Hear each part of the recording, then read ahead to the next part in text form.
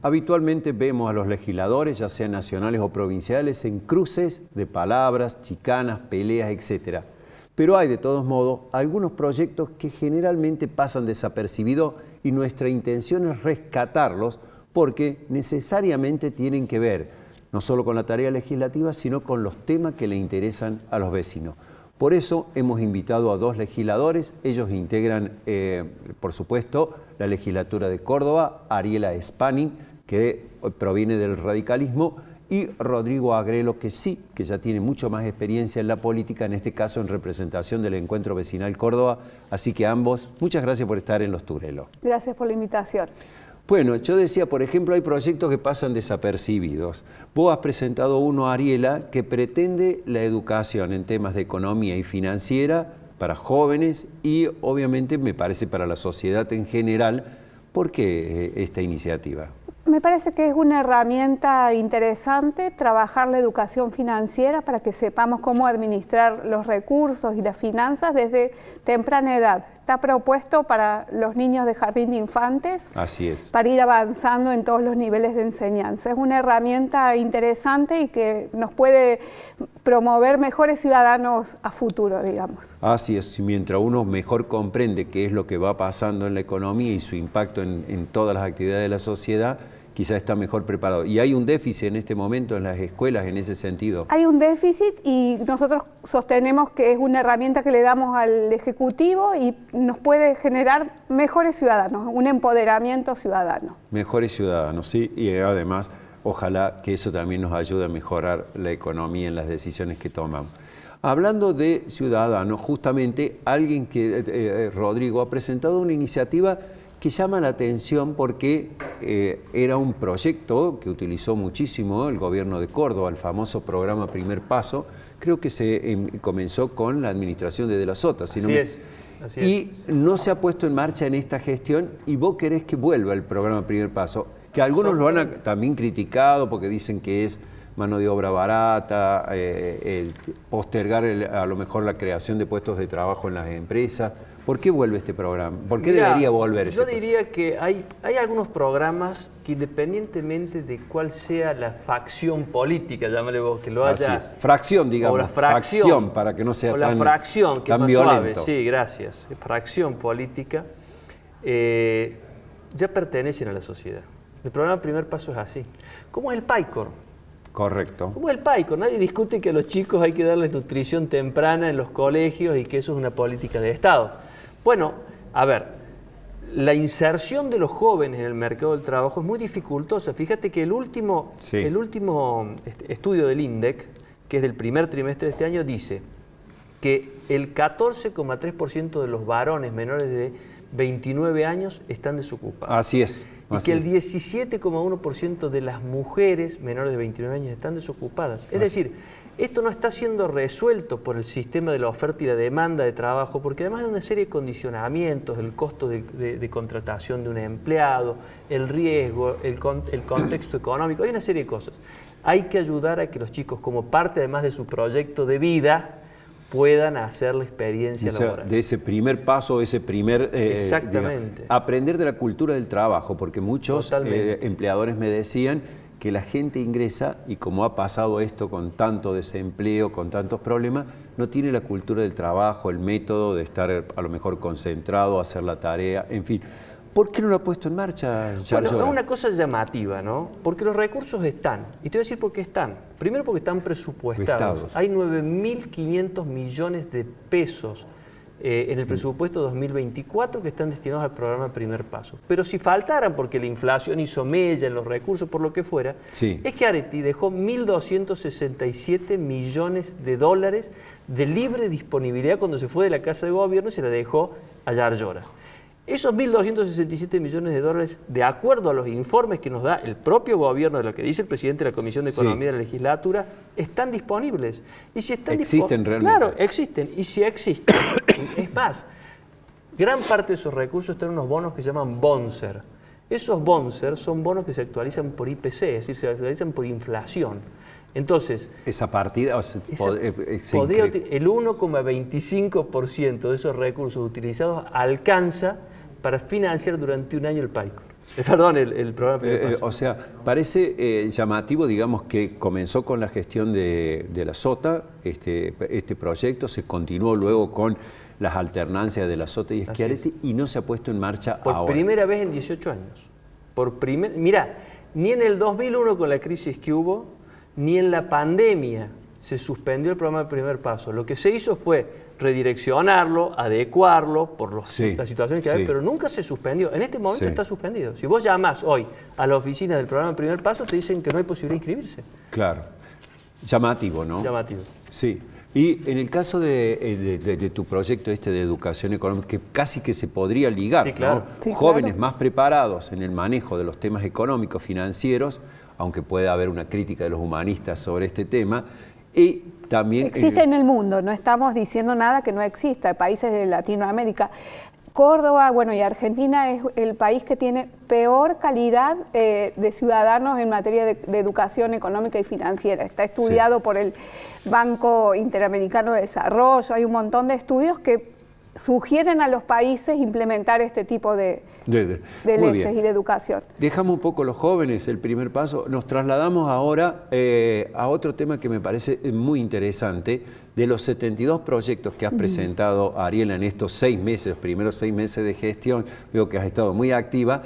Hay uno que me interesa muchísimo y que es el tema de la relación de los adultos mayores con los temas digitales. Sobre todo porque hoy todo es digital, para la caja de jubilaciones, para rentas, hasta incluso uno lo observa, el famoso token en el uso del APROS en Córdoba, que genera tantos inconvenientes porque van los adultos, a veces personas que incluso tienen teléfonos que es muy difícil utilizar la aplicación, y vos has pedido una solución especial en el caja de jubilaciones que me parece que debería extenderse a todo lo que tiene que ver digital, tener alguien que ayude a los adultos mayores. Nosotros planteamos, Juan, un proyecto que tiene que ver con la humanización de los trámites, y no solo para los adultos mayores.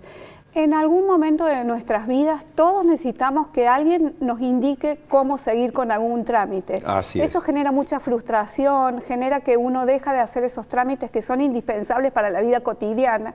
La pandemia nos atravesó a todos. Parece que la computadora o el teléfono te han ganado. Te han ganado y uno termina desistiendo de hacer trámites que necesita.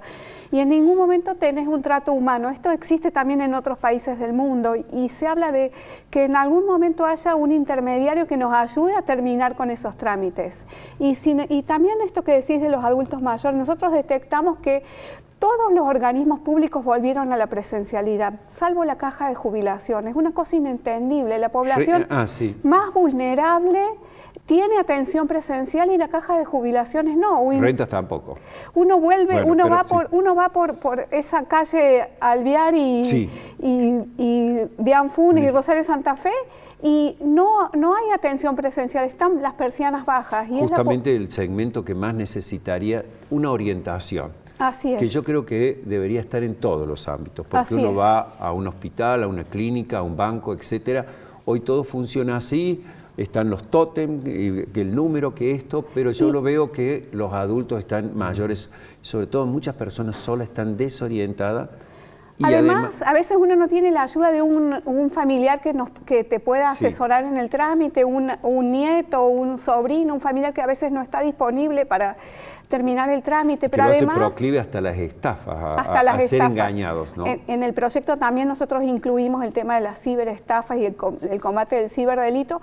Y además tener en cuenta que muchas veces esto de la inteligencia artificial, las indicaciones que nos dan y a lo mejor no llega el concepto que nosotros queremos que nos respondan en el concepto de inteligencia artificial, entonces siempre el trámite se traba, ¿no? Y eso genera esta frustración de la que hablamos.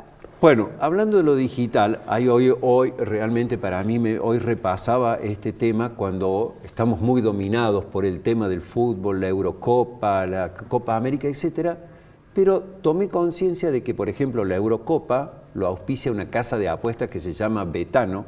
Claro. El torneo de la Liga Profesional de la Argentina también lo auspicia Betano. A River Plate está auspiciado por Codere, Boca por Betson.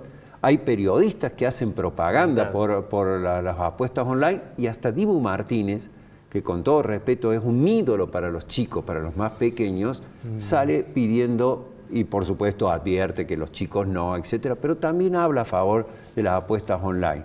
Y vos estás muy interesado en este tema de generar algún cuidado para la familia, para los jóvenes, bueno, somos los un adolescentes. conjunto de legisladores de distintos partidos que estamos muy fuerte trabajando en esto. Entre ellos la presidenta del interbloque de Cambiemos, o de Juntos por el Cambio, que es Alejandra Ferrero. Sí. Estamos juntos presentando proyectos para prevenir la ludopatía. Estamos viendo verdaderas tragedias en esto. Por ejemplo, el otro día me contaba un chico que un compañero de colegio le sacó la tarjeta de crédito a otro.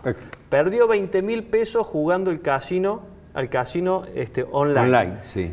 Como perdió 20.000 pesos, fue y le robó a los padres 20.000 pesos para devolverle al compañero. Fíjate todo el circuito vicioso, llamémosle, o dañino que emprendió. Hay muchos que le sacan la tarjeta a los padres directamente. Bueno, y además también hay adultos. Fíjate vos que el otro día fuimos a reunirnos con un centro de jubilados porque tenemos un proyecto complementario al de Ariela que se llama Trato Digno de Personas Mayores. Y fuimos con un centro de jubilados. Sí.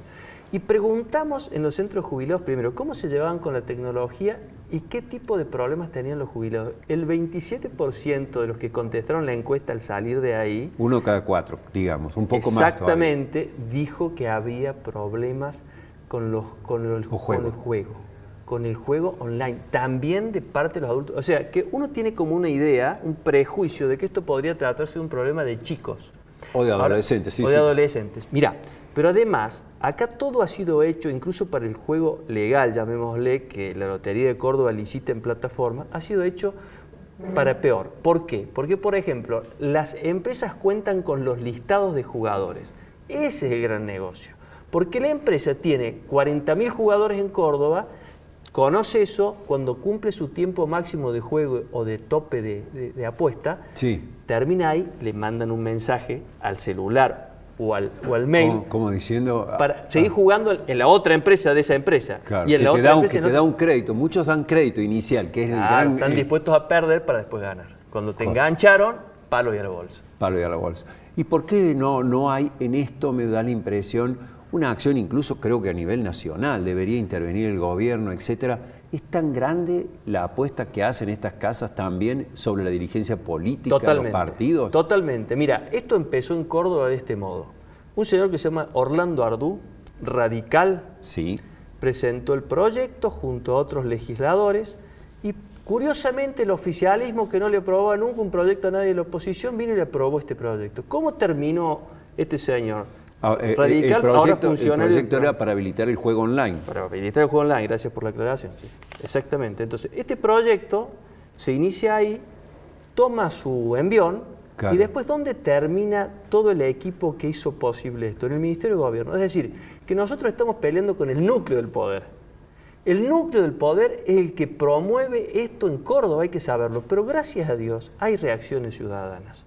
Se está armando una red de ciudadanos que empiezan a empujar. Sí, ciudadanos y me parece ciertas instituciones. La Iglesia ha levantado la voz, por ejemplo, lo ha hecho últimamente las máximas autoridades en el país. Hoy ha salido un documento de todas las pastorales sociales de la Iglesia Católica Argentina advirtiendo sobre este problema, que dice apostarnos en un juego, efectivamente, apostarnos en un juego. Todos, por ejemplo, los grupos de... Porque como bien decís vos, esto contribuye no solamente a generar, digamos, un problema económico, sino en muchos casos a la desintegración familiar. O a lo que, exacto, a la familiar, a enfrentamientos que son luego difíciles de saldar en la vida, deudas que me imagino que también hay que afrontar. Y el daño a la cultura del trabajo. La idea de que un golpe de suerte me puede evitar hacer el esfuerzo a lo largo de la vida. Eso en la cabeza de un chico es una cosa muy embromada. Wow. Es decir, las cosas se obtienen trabajando. No se conoce ninguna sociedad que haya salido adelante mientras sus miembros apostaban. Perfecto. Bueno, ustedes están, lo digo, hay otros legisladores en Córdoba que también trabajan y tienen proyectos interesantes, pero hemos elegido a dos muy representativas en sus iniciativas, así que en ese sentido los felicitamos y los alentamos. Gracias. Pero ahora le quiero hacer una pregunta que tiene que ver con, por supuesto, la disputa política. El gobierno dice que la oposición en la legislatura de Córdoba intenta trabar todo, es obstruccionista, lo ha dicho fundamentalmente con palabras más elegantes el gobernador, pero el ministro de Gobierno Manuel Calvo en las últimas intervenciones los acusó de obstruccionista y dice que esa relación entre oposición y oficialismo no se da en el interior, donde los intendentes trabajan muy mancomunadamente con la mesa provincia-municipios. ¿Qué dicen ustedes? No, bueno, que no es así. Nosotros acompañamos las cuestiones que tenemos que acompañar y también tenemos que cumplir con nuestro rol. Nuestro rol es el de control, oponernos a las cosas que no consideramos que estén bien, plantear nuestras alternativas. Nosotros somos legisladores proactivos y nosotros trabajamos mucho. Hablando de alternativas, estos proyectos que ustedes han presentado, ¿tienen curso? ¿Los tratan efectivamente? ¿Piensan que pueden llegar a ser sancionados? Yo tengo esperanzas de que nuestros proyectos van a ser sancionados y aprobados porque son propuestas superadoras. Bien. Estamos trabajando en eso, no depende solamente de nosotros, lamentablemente. Rodrigo, Mirá, vos que tenés muchísima experiencia. a ver, el tema me parece a mí es así.